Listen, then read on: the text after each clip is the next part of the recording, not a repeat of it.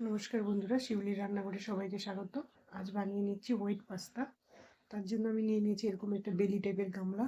তার মধ্যে দিয়েছি জল, অল্প লবণ আর একটু তেল দিয়ে জলটা যখন বয়েল হয়ে যাবে তখন তার মধ্যে আমি দিয়ে দেবো পাস্তা। আমি এখানে দুই টাইপের পাস্তা ইউজ করেছি, একটা হলো সিলিন্ডার আর একটা হলো ম্যাগি টাইপের। এটাকে 10 থেকে 15 মিনিট ভালো করে সিদ্ধ করলে পাস্তাটা খুব সুন্দর নরম হয়ে যাবে। বয়েল চলে এসেছে এবং পাস্তাটা আমার সিদ্ধ হয়ে গেছে। পাস্তাটাকে এবার আমি নামিয়ে নিব। এরকম একটা ঝুড়ির মধ্যে আমি চালনির মধ্যে পাস্তাগুলোকে ছেঁকে নিচ্ছি। পাস্তার যে স্টুটা বেরোলো জলটা, সেটাকে আমি ফেলে দিব না, সেটাকে আমি রেখে দিব। এবং পাস্তার গায়ে যে এখন গরম ভাবটা আছে সেটাকে যেন পাস্তাটাকে ওভার কুক করে না দেয়, তার জন্য আমি অল্প ঠান্ডা জল দিয়ে এটাকে পরিষ্কার করে দিলাম। এবার আমি একটা কড়াই বসাই দিব। কড়াইয়ের মধ্যে আমি সামান্য তেল দিয়ে, যেটা আমার পছন্দের মতো সবজি সেগুলো দিয়ে আমি এই পাস্তাটা বানাচ্ছি, দিয়ে দিচ্ছি সামান্য ব্রোকলি, একটু পেঁয়াজ কলি, আর দিয়ে দিচ্ছি একটু ক্যাপসিকাম আর একটু কর্ন। এখানে তোমরা বেবি কর্নও ইউজ করতে পারবে, তোমাদের পছন্দ মতো তোমরা সবজি এখানে অ্যাড করতে পারবে। দিয়ে দিচ্ছি সামান্য লবণ আর দিয়ে দিব একটু ব্ল্যাক পেপার। দিয়ে এটাকে আমি হালকা নাড়াচাড়া করে নিব। পেঁয়াজটা দেওয়ার কথা আমার এখানে মনে ছিল না, তো এই পেঁয়াজটাকে আমি পরে অ্যাড করব। একদম ঘরে থাকা জিনিসপত্র দিয়েই আমি বানিয়ে নিচ্ছি হোয়াইট পাস্তা।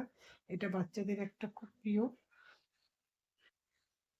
বাইরে বেরোলেই মলে গেলে এরা বায়না করতে থাকে হোয়াইট পাস্তা খাওয়ার। তাই খুব একদম ঘরোয়া উপায়ে ঘরেই তোমরা বানিয়ে নিতে পারবে হোয়াইট পাস্তা। ওই একই কড়াইতে আমি দিয়ে দিচ্ছি 1 কিউব বাটার আর দিয়ে দিচ্ছি অল্প গার্লিক। দিয়ে এটাকে ভাজা ভাজা করে আমি দিয়ে দিব কিউব করে কাটা রাখা চিজ। এটাকে হালকা একটু ভাজা করে নিয়ে তারপরে এগুলোকে আমি কড়াইয়ের একপাশে একটু সরিয়ে রেখে এর মধ্যে আমি দিয়ে দিব, আমি যেই চামচটা ইউজ করছি সেই চামচটা 1.5 চামচ ময়দা।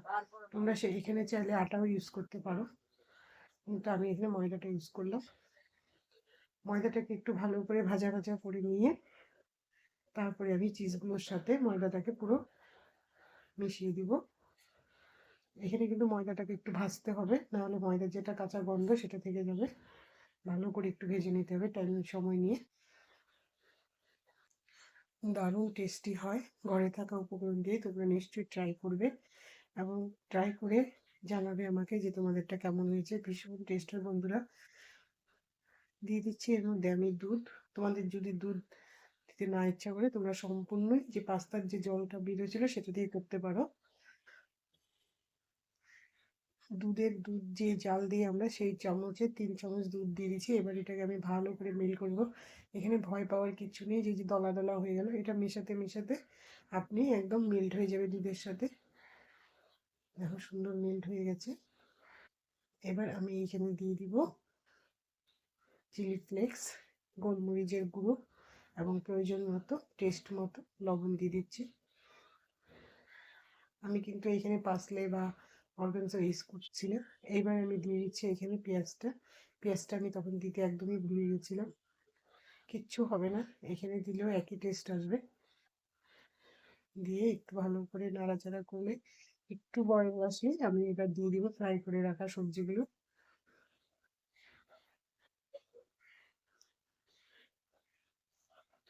একদম ঘরে বানালে তুমি তোমার সাধ্য মতো ঘরে বানাতে নিতে পারবে তোমার পছন্দ মতো সবজি দিয়ে।